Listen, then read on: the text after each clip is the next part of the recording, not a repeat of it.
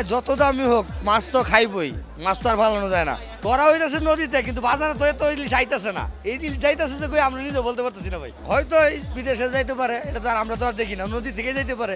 হ্যাঁ, আগুন তো লাগছে, আমাদের তো সাধ্যের বাইরে হয়ে গেছে গা। আগের মানুষ না হলে আগের মানুষগুলো এখন আবার সেটেল হয়ে গেছে মনে হচ্ছে।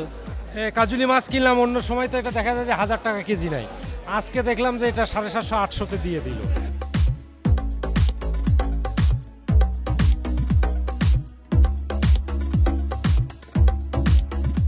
এই সপ্তাহ মাছের দাম কমে নাই, বরঞ্চ বেশি, মাছের আমদানি কম থাকার কারণে। নদীতেও মাছ কম, ইলিশ মাছের দাম তো অনেক বেশি।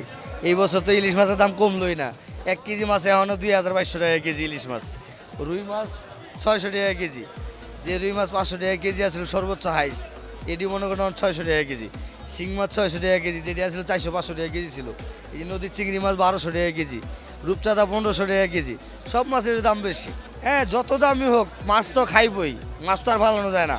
কিন্তু ধরা হইতেছে নদীতে, কিন্তু বাজারে তো এত ইলিশ আইতেছে না। এই ইলিশ যাইতেছে যে কই আমরা নিজে বলতে পারতেছি না ভাই। হয়তো এই বিদেশে যাইতে পারে, এটা তো আর আমরা তো আর দেখি না, নদী থেকে যাইতে পারে। হ্যাঁ, আগুন তো লাগছে, আমাদের তো সাধ্যের বাইরে হয়ে গেছে গা। মাছ কিনলাম, রুই মাছ, চিংড়ি মাছ, ট্যাংরা মাছ, আগের থেকে দাম বেশি মনে হচ্ছে। এই কেজিতে 50, 60, 70 এরকম।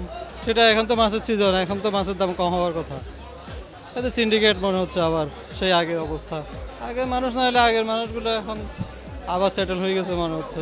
আজকে মাছের আমদানি আছে, এই কারণে দামটাও একটু সহনীয় আছে। আমি এই যে কাজুলি মাছ কিনলাম, অন্য সময় তো এটা দেখা যায় যে 1000 টাকা কেজি নাই, আজকে দেখলাম যে এটা 750-800-তে দিয়ে দিল।